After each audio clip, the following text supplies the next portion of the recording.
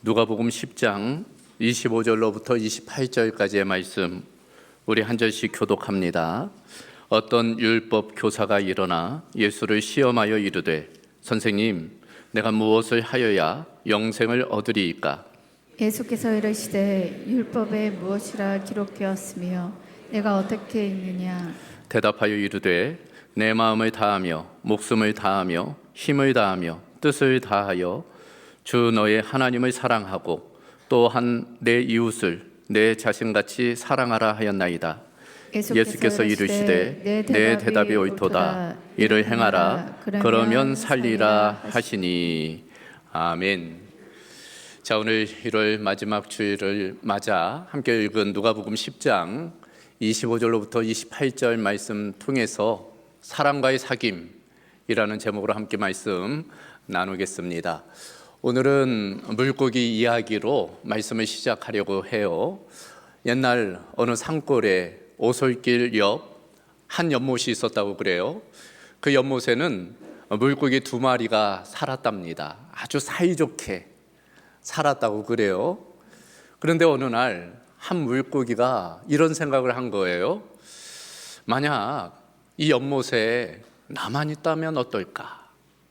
그러면 이 넓은 공간 내가 마음껏 누리고 여기 있는 모든 먹이 내가 마음껏 먹고 그럴 수 있는데, 그 생각이 들어온 연후 함께 있는 물고기가 미워지기 시작한 거예요. 괜시리 미워지고 보기 싫어진 것입니다. 그러던 어느 날 그만 그 물고기를 죽여버렸어요. 그리고 그 물고기는 물 위로 둥둥 떠오르게 된 거죠. 그러고 나니 자기가 생각한 대로 너무 좋은 거예요. 마음껏 돌아다닐 수 있고 넓은 공간을 또 먹이를 마음껏 먹을 수 있고, 그러니 너무 좋은 것입니다. 근데 어느 날부턴가 좀 이상해진 거예요. 물이 좀 탁해지고 냄새가 나기 시작한 것입니다. 왜 그랬을까요? 그 죽은 물고기가 부패하면서 함께 이 물을 썩게 만든 거죠. 그리고 결국 어떻게 되었을까? 남아있는 물고기도 그만 이제 죽게 되었다는 거예요. 자, 여러분, 이 이야기가 시사하는 것이 무엇일까요? 이제 관계의 중요성이에요. 남을 사랑하는 것이 곧 자기를 사랑하는 것이 된다라는 것을 우리에게 보여줍니다. 여러분, 2025년도 우리 공동교회의 방향은 사귐에 맞춰져 있죠. 사귐이 있는 교회입니다. 이 사귐이라는 것이 이제 교제, 코이노니아를 의미합니다. 하나님의 중요한 속성 중 하나예요. 왜냐하면 하나님은 이제 삼위일체의 하나님이시기 때문입니다. 이와 같은 삼위의 하나님은 서로에게 충분히 헌신적이고 이제 사랑의 관계로 존재하세요. 그 관계 안에서 무한한 기쁨과 행복을 누리시는 분, 그분이 우리가 믿는 삼위 하나님이십니다. 그래서 그런 하나님의 존재 양태를 타자지향성이라고 불러요. 자기중심적이지가 않고 타자지향적인 모습으로 존재하신다는 것입니다. 그러니까 창조 이전부터 하나님은 삼위로 타자지향적인 모습으로 존재하셨다는 거예요. 팀 켈러는 하나님을 말하다라는 책에서 C.S. 루이스의 그 글을 인용하면서 그와 같은 하나님의 삼위의 존재 양태를 이제 춤으로써 비유를 합니다.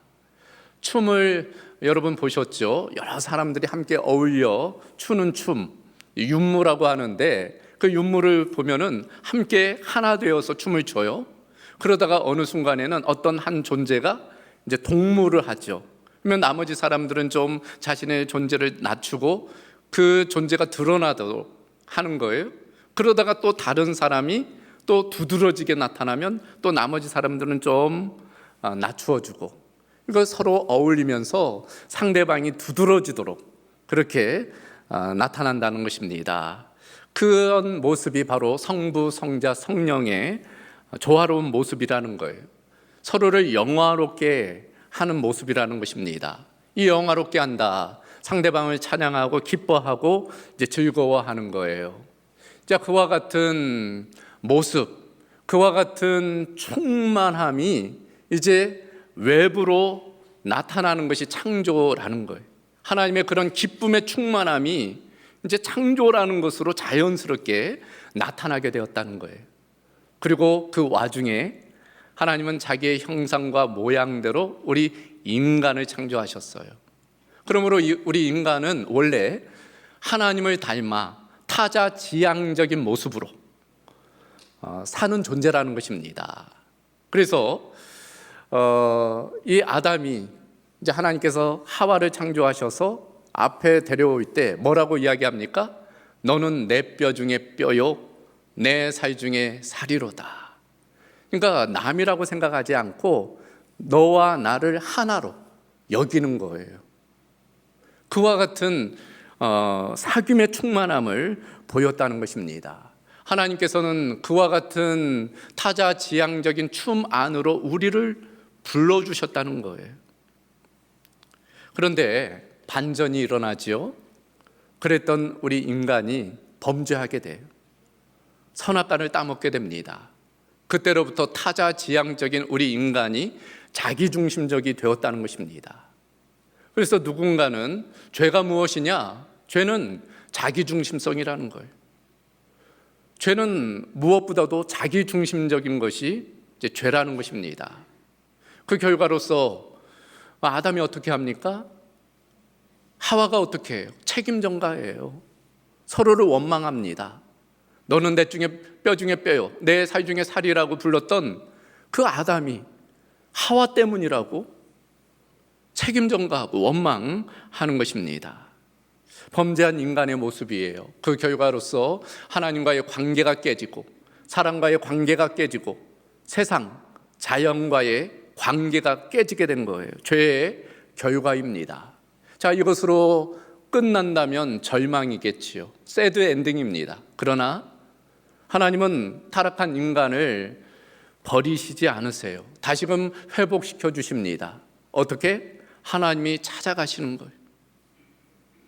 아담아, 아담아. 그 아담을 찾으시는 것입니다. 그리고 부끄러워 숨어있던 그 아담에게 가죽옷을 지어 입히세요. 여러분, 그 가죽옷이 갑자기 나타난 게 아니죠. 무언가의 희생을 통해 죽음을 통해서 그 가죽옷이 생긴 것입니다. 어린 양의 죽음이죠. 그것은 바로 예수님의 십자가를 상징적으로 보여주는 것입니다. 실제로 예수님이 죄의 문제를 해결하기 위해서 이 땅에 오시잖아요. 십자가에 달려서 대속적인 죽음을 죽으세요. 그래서 하나님과 우리의 관계를 회복시켜 주십니다. 그래서 에베소서 2장 14절을 보면 그는 우리의 화평이신지라 둘로 하나를 만드사 원수된 것 곧 중간에 막힌 담을 자기 육체로 하셨다. 하나님과 우리 사이에 막힌 담, 도무지 건널 수 없는 그 간극을 예수님이 그 육체로 하셨다는 거예요.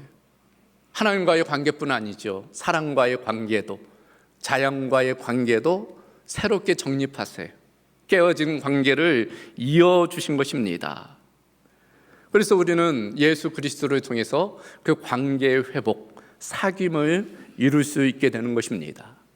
오늘 본문도 그것을 우리에게 보여줘요. 특별히 오늘 본문 통해서 성경은 사람과 사람 사이의 관계가 어떠해야 되는지를 말씀해 주는 것입니다.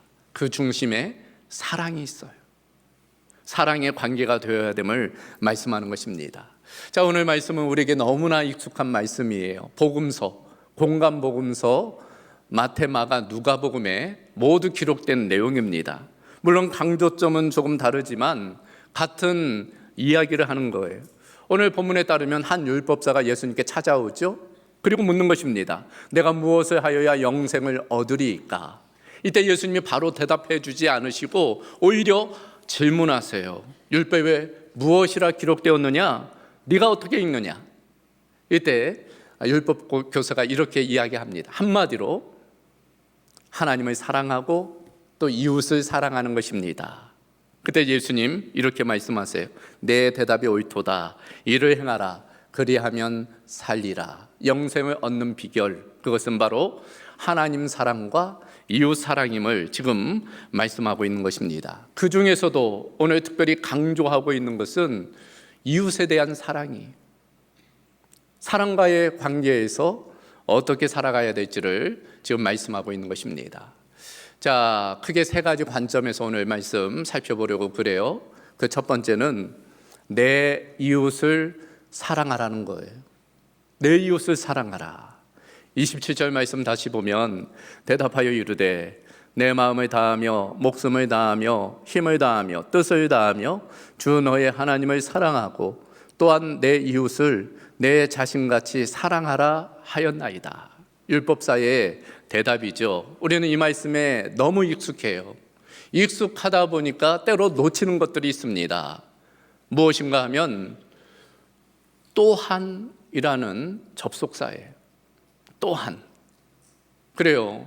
오늘 율법사는 하나님을 사랑하되 마음과 목숨과 힘과 뜻을 다해 하나님을 사랑해야 된다고 고백한 연후 또한 이웃을 자신과 같이 사랑해야 된다라고 이야기하고 있어요.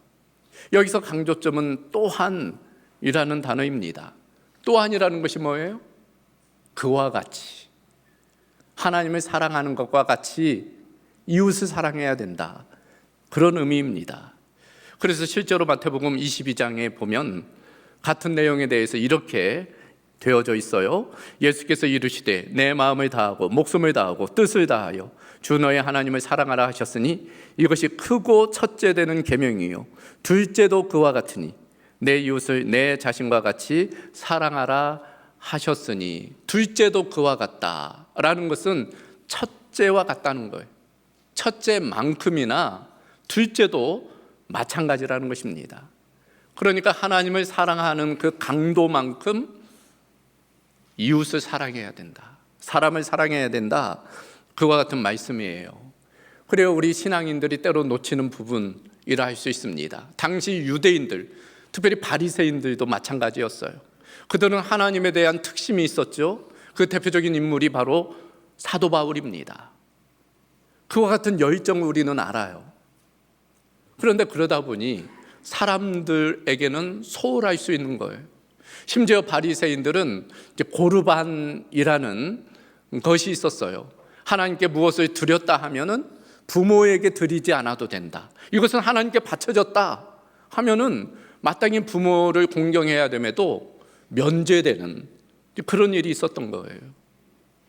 그러니까 하나님을 사랑한다 하면서 내 부모는, 내 가족은 나 몰라라 하는 그런 잘못된 모습이 있을 수 있는 것입니다. 바로 그 부분에 대해서 예수님께서 말씀하시는 거예요. 하나님을 사랑한다면 마땅히 이웃들도 사랑해야 된다. 그런 이웃을 어떻게 사랑해야 되는가?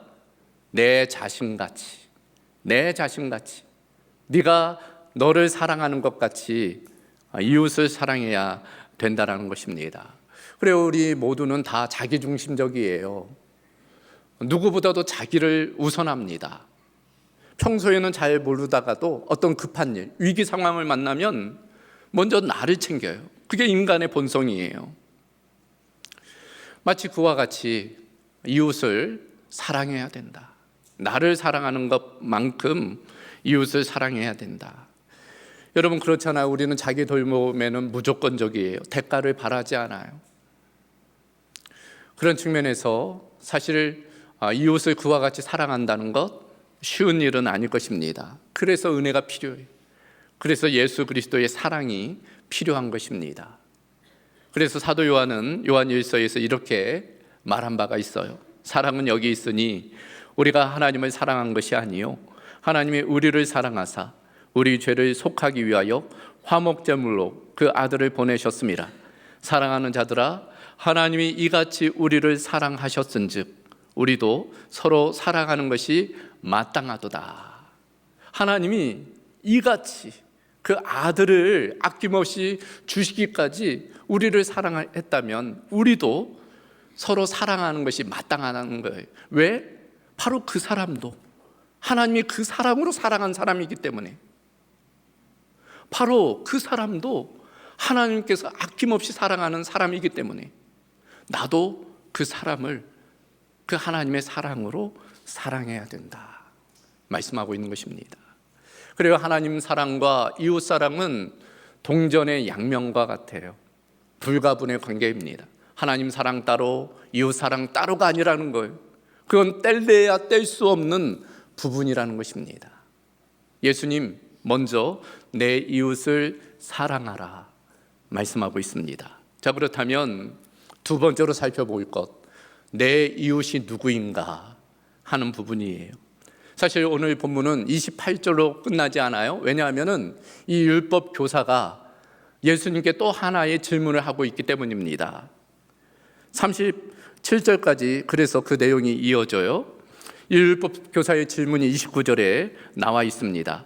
그 사람이 자기를 옳게 보이려고 예수께 여짜오되 그러면 내 이웃이 누구니까? 내 이웃이 누굽니까? 그렇게 예수님께 질문하는 거죠. 그러니까 내가 사랑해야 할 그 이웃이 누구입니까? 근데 그런 의미예요. 바로 그 질문에 대해서 예수님께서는 우리가 잘 아는 소위 선한 사마리아인의 비유를 하십니다. 우리가 잘 아는 내용이죠. 어떤 사람이 있었다는 거예요. 예루살렘에서 여리고로 이제 이동하는 중에 강도를 만났어요. 그래서 거의 죽게 되었습니다. 그런데 마침 그곳을 제사장과 레위인이 지나가게 되었다는 것입니다. 그러나 이 두 사람은 못 본 채 하고 그냥 가던 길에 갔다는 거예요.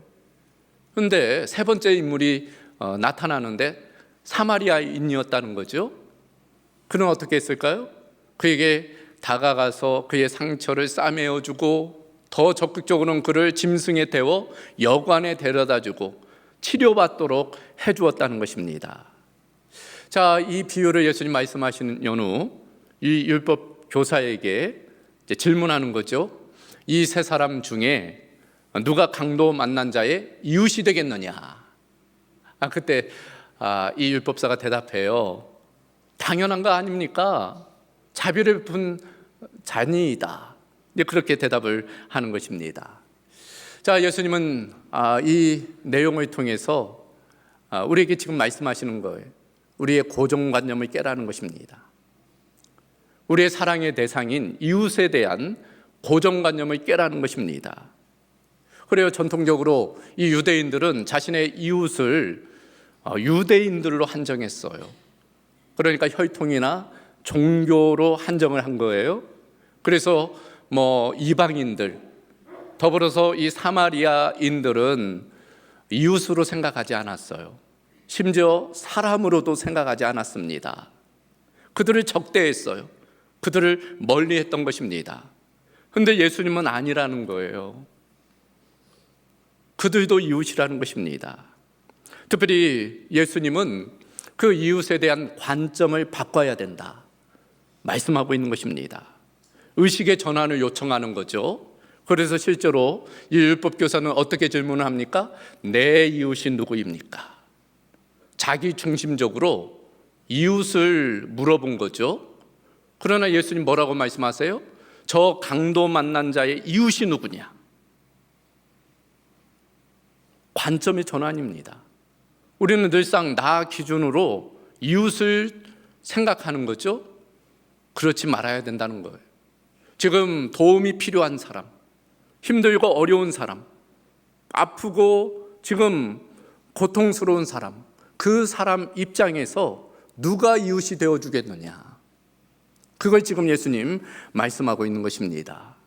특별히 이 강도 만난 사람은 그가 누구인지 전혀 정보가 나와 있지 않아요. 나이도, 성별도, 인종도, 직업 유무도 나와 있지 않아요. 그저 어떤 사람입니다. 불쌍히 어떤 인물이에요. 그러니까 내가 아는 어떤 사람, 내가 친밀한 어떤 사람, 그러니까 가족이나 친구나 직장의 동료나 혹은 성도나 그런 사람이 아니라는 거예요. 내가 모르는 어떤 사람이라도 도움이 필요하다면 그 사람의 이웃이 되어 주어야 된다라는 것을 지금 말씀하고 있는 것입니다. 이처럼 예수님은 이웃에 대한 우리의 인식의 변화를 지금 요청하고 있는 거예요. 너무 나 중심적으로만 생각해서는 안 된다. 가족으로만 제한해서는 안 된다. 그걸 우리에게 요청하고 있는 것입니다. 그런 측면에서 우리 관점의 변화가 필요할 거예요. 이웃에 대한 정말 도움이 필요한 이웃을 바라보는 그런 눈이 우리 가운데 있어야 할 것입니다. 자, 마지막 세 번째로, 그렇다면 그들에 대해서 어떻게 해야 될까? 어떻게 사랑해야 할까? 그 문제를 예수님 다루고 계십니다. 세 번째, 이를 행하라, 그리하면 살리라. 예수님 말씀하세요. 28절 보면 예수께서 이르시되 내 대답이 옳도다. 이를 행하라, 그러면 살리라 하시니. 37절에도 예수께서 이르시되 가서 너도 이와 같이 하라 하시니라. 여기 보면 이를 행하라, 너도 이와 같이 하라. 무엇을 강조하고 있어요? 사랑의 실천, 행함을 지금 강조하고 있는 것입니다. 사실 이 율법 교사가 모르는 게 아니에요. 분명 영생의 비결, 그 비결을 스스로 하나님 사랑과 이웃 사랑이라고 대답하고 있잖아요. 누가 강도 만난 자의 이웃이냐 물으셨을 때 자비를 베푼 사람입니다 라고 대답하고 있잖아요. 그러니까 모르는 게 아니에요. 알고 있는 것입니다. 알기는 잘 알아. 문제는 실천하지 않는 거예요. 그게 이 사람만의 문제일까요? 바로 우리의 문제, 저와 여러분의 문제인 것입니다. 그런 측면에서 우리 자신을 한번 돌아볼 필요가 있어요. 예수님은 이를 행하라, 너도 이와 같이 하라, 지금 말씀하고 있기 때문입니다. 자, 그렇다면 이를 행하라 라는 것은 무엇일까요? 바로 이 선한 사마리아인과 같이 행하라 라는 의미인데, 그것은 무엇을 의미하는가? 간단하게 세 가지를 한번 살펴보겠습니다. 그 첫 번째는 공감하라는 거예요. 심퍼시, 공감입니다. 이 심퍼시, 공감이라는 단어, 심이라는 단어와 패스라는 단어인데 원뜻은 함께 느끼다 라는 의미입니다. 여러분, 앞선 두 사람, 제사장, 레위인, 이 두 사람은 이 강도 만난 사람을 보고도 회피했어요. 무관심했습니다. 그러니까 못 본 게 아니고 모른 채 한 거죠. 이것이 이들의 문제점이었어요. 나와는 상관없는 일이야. 무관심한 것입니다. 반면 사마리아인은 그를 보고 불쌍히 여겼다라고 되어져 있어요. 불쌍히 여기는 마음, 긍휼의 마음이 든 거예요. 그가 어떤 상황인지 공감하는 마음이 든 것입니다. 측은히 여긴 거예요. 그래서 그에게 다가갈 수 있었던 것입니다. 우리에게 필요한 것이 이와 같은 공감 능력이에요. 특별히 오늘날 우리에게 필요한 이 공감 능력이 회복되어야 됩니다. 오늘날 우리는 나와 관련 없는 것에 대해서는 무관심해요. 그저 나 자신의 목표를 향해서만 앞으로 달려갑니다. 주변을 돌아볼 겨를이 없어요. 그저 내 목표, 내가 원하는 것을 위해서만 달려가는 것입니다. 마치 이 제사장 레위인과 같이. 그러다 보니 주변에 울고 있는 사람을 외면할 때가 많아요. 지금 아파하는 사람들을 외면할 때가 많은 것입니다. 다시금 우리 눈을 주변으로 돌아봐야 될 거예요. 관심을 가져야 되는 것입니다. 지금 누가 아파하는지, 누가 슬퍼하는지, 누가 지금 힘들어하는지. 그래서 무관심이 아니라 관심을 통해 이제 공감, 그들을 공감하는 단계로 나아가야 되는 것입니다. 그래서 바울 사도는 이렇게 권면한 바가 있어요. 즐거워하는 자들과 함께 즐거워하고 우는 자들과 함께 울라. 함께 울고 함께 웃는 공감이 필요하다는 것 우리에게 말씀해 주는 것입니다. 그러나 공감만 가지고는 안 되겠죠. 두 번째 단계, 환대입니다. hospitality, 환대. 그래요, 참 불쌍하다, 참 안 됐다, 여기로 끝나면 안 되는 거예요. 그에게 다가가는 거죠. 그리고 그의 필요를 채워주는 것입니다. 오늘 사마리아인의 모습이 바로 그런 모습이죠. 지금 죽어가는 그 강도 만난 사람을 찾아갔어요. 그리고 자신이 가지고 있던 기름과 포도주를 부어 그의 상처를 씻어냈습니다. 그리고 쌈이었다 되어 있어요. 아마도 자신의 옷을 찢어서 그 상처난 부분을 감았던 것 같아요. 그리고 자신이 타던 그 짐승에 이 강도 만난 사람을 태우지요. 그리고 여관에 들어가서 이 사람을 돌보아 줍니다. 그리고 여관 주인에게 이제 데나리온 2를 주며 이 사람을 부탁하는 거예요. 추가 비용이 들면 그걸 다시금 자신이 돌아와서 부담하겠다고 약속을 합니다. 이 모든 것이 환대가 영어로 하스피털리티죠. 하스피털, 병원, 호텔, 호스피스 다 같은 근원에서 왔습니다. 그러니까 환대라는 것은 몸과 마음을 쉬게 하는 것, 그게 바로 환대이죠. 사실 오늘의 시대는 무관심의 시대임과 동시에 인색함의 시대예요. 다른 사람에게 참 인색한 시대가 오늘의 시대입니다. 우리 한국 상황은 더욱 그런 것 같아요. 어려서부터 경쟁을 배우잖아요. 자원이 적고 나라가 작기 때문에 살아남기 위해서는 싸워 이겨야 된다. 어려서부터 부모에게 듣는 이야기가 그 이야기, 학교에서 듣는 이야기가 그 이야기입니다. 다른 사람을 밟고 일어서야지만이 살아남을 수 있다는 거예요. 그러다 보니 다른 사람을 배려하고 환대한다는 것이 오늘 이 시대 정신에는 참 맞지가 않은 것입니다. 그러나 우리는 세상의 시대 정신이 아닌 하나님의 말씀에 귀 기울여야 돼요. 다른 사람에게 관대하게 대하는 것입니다. 환대하는 거예요. 그들의 어려움을 돌아보고 사랑을 나눠야 된다는 거예요. 그러기 위해서는 우리가 두려움을 이겨내야 됩니다. 두려움을 극복해야 되는 거예요. 그럴 때 선한 사마리아인과 같이 주님의 뜻을 이루어 갈 수 있는 것입니다. 마지막 한 가지만 더 살펴보면 친절이죠. 카인드니스입니다. 그리고 무엇을 전하느냐도 중요하지만 그것을 어떻게 전하느냐는 더 중요할 수 있어요. 제가 들은 이야기인데 어떤 한 여자 전도사님의 이야기입니다.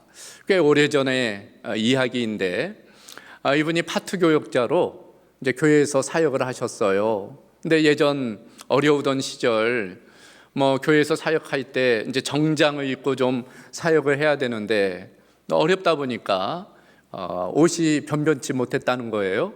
그저 한 벌 가지고 사계절을 다 놨다는 것입니다.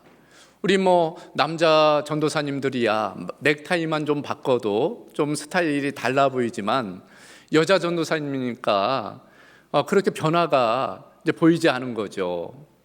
그러던 어느 날 이제 한 권사님이 찾아오셨다는 거예요. 그리고 봉투를 내밀더니만 이렇게 이야기하시더라는 겁니다. 전도사님, 옷 좀 사 입으세요.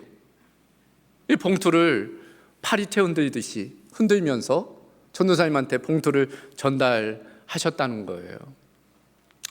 여러분이 꽤 많은 액수의 돈이 들어 있었다는 거죠. 근데 이 전도사님이 감사보다는 마음에 상처가 남았다는 거예요. 마치 자기를 멸시하듯 무시하듯 하시던 그 권사님의 모습이 상처로 기억이 되었다는 것입니다. 여러분, 무엇을 전하느냐도 중요하지만 그것을 어떻게 전하느냐는 더 중요해요. 오늘 본문에 따르면 이 사마리아인이 자비를 베풀었다라고 되어져 있는데 이 자비를 베풀다, 여러분, 성령의 9가지 열매 중에 이 자비의 열매가 있잖아요. 영어 성경에 따르면 그 자비가 카인드니스로 되어져 있어요. 친절함입니다. 그러니까 때로는 자비를 베푸는다는 것이 폭력적일 수 있거든요. 선행을 베푼다는 것이 나 중심적으로 상대가 상처가 될 수 있단 말이죠. 그러지 말고 친절하게 다른 사람 입장에서 그것을 베풀어야 된다는 것을 우리에게 말씀해 주는 것입니다. 정리해 보면 다른 사람을 내 마음에 들이는 것이 공감이에요. 다른 사람을 내 삶의 자리에 들이는 것이 환대입니다. 그리고 다른 사람을 나인 것처럼 대하는 것이 친절이에요. 그러므로 우리는 무관심이 아닌 관심을 통해 공감으로 나가야 돼요. 인색함이 아닌 관대함을 통해 환대로 나가야 됩니다. 그리고 나 중심이 아닌 타자 중심으로 통해서 친절함으로 나가야 할 것입니다. 우리가 사람과의 사귐을 원한다면 이런 모습으로 나가야 할 것입니다. 그런 은혜가 우리 모두 가운데 있기를 주님의 이름으로 축원합니다. 그런데 여러분, 사실 우리는 이런 모습을 보일 수 없어요. 우리는 나 중심적이기 때문이 우리의 죄성이 이렇게 하지 못하도록 만드는 것입니다. 사실 오늘 본문 속 이야기는 바로 예수님의 이야기이죠. 이 강도 만난 사람은 바로 우리를 의미합니다. 바로 강도 만난 우리를 위해서 예수님이 찾아오신 거예요. 그리고 우리의 상처를 예수님께서 싸매어 주신 것입니다. 어떻게? 자신이 상처 입음을 통해서, 자신이 찢기심을 통해서 예수님은 우리의 상처를 싸매시고 우리에게 생명을 부여해 주신 거예요. 이와 같은 사랑을 우리의 의지로 할 수 없어요. 우리의 죄성, 나 중심성이 그렇게 하지 못하도록 만듭니다. 그러므로 우리는 날마다 복음 앞에 서야 돼요. 주님의 사랑으로 충만해야 됩니다. 그럴 때 내 의지가 아니라 주님의 그 사랑이 강권하심을 통해서, 그 사랑이 우리를 통해서 흘러가게 될 줄로 믿습니다. 2025년 올 한 해가 그리스도의 사랑으로 충만한 한 해가 되기를 바랍니다. 그래서 그 사랑으로 이웃을 사랑하며 살아가는 저와 여러분이 되기를 주님의 이름으로 소망합니다. 자, 이 시간 우리 함께 기도하십시다. 오늘 사랑과의 사귐에 대한 부분이에요. 하나님과의 사귐도 중요하지만 사람과의 사귐은 그에 못지않게 중요합니다. 하나님의 사랑이 사람을 향한 사랑으로 흘러가야 될 줄로 믿습니다. 여러분, 우리의 이웃에 대한 우리의 제한성을 깨트리시기를 바랍니다. 가족에게만, 또 친구에게만, 성도에게만 제한하지 말고 정말 도움이 필요한 그런 사람들이 바로 우리의 이웃이라는 것 우리가 기억하고 이제 그들에게 하나님의 사랑을 전하는 그런 은혜가 있도록 우리 모두가 축복의 통로, 은혜의 통로, 사랑의 통로, 복음의 통로로서 살아가는 은혜가 있도록 기도하시기를 바랍니다. 자, 이 시간 우리 한 목소리로 함께 기도하겠습니다. 감사하신 아버지 하나님, 오늘 주신 말씀 또 우리를 향한 하나님의 마음인 줄로 믿습니다. 우리가 하나님을 사랑하는 것처럼 또 이웃을 사랑하며 살아야 되는데 하나님, 우리가 그렇게 하지 못함을 용서하여 주시옵소서. 우리의 생각이나 우리의 감정이나 우리의 의지나 그 모든 것들은 나 중심적일 수밖에 없습니다. 다른 사람보다 나를 우선하고 다른 사람보다 나를 더 중요하게 여기는 우리의 완고함을 주님 용서하여 주시옵시고 십자가의 그 사랑을 우리 가운데 부어주셔서 우리가 그 사랑으로 또 이웃을 사랑하는 은혜가 있게 하여 주시옵소서.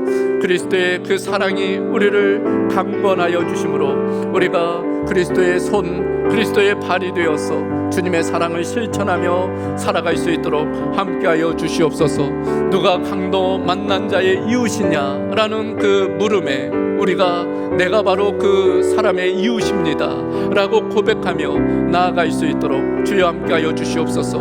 우리 가운데 다시금 공감 능력이 회복되게 하여 주시고 환대의 마음이 이루어지게 하여 주시며 친절함으로 나아갈 수 있도록 주님 역사하여 주시옵소서. 감사하신 아버지 하나님, 오늘 주신 말씀 우리를 향한 하나님의 마음이 담겨져 있는 줄로 믿습니다. 우리가 하나님을 사랑하는 만큼 또 이웃을 사랑하도록 우리를 주장하여 주시옵소서. 내 이웃을 그저 나 중심으로만 생각하지 않게 하여 주시고 힘들고 어려운 타자 중심적으로 우리가 이웃을 발견케 하여 주시며 그리스도의 사랑으로 그들에게 다가가 그들을 환대하며 또 친절히 대하는 은혜가 있도록 역사하여 주시옵소서. 모든 것 주께 부탁하오며 우리 주 예수 그리스도의 이름으로 기도하옵나이다. 아멘.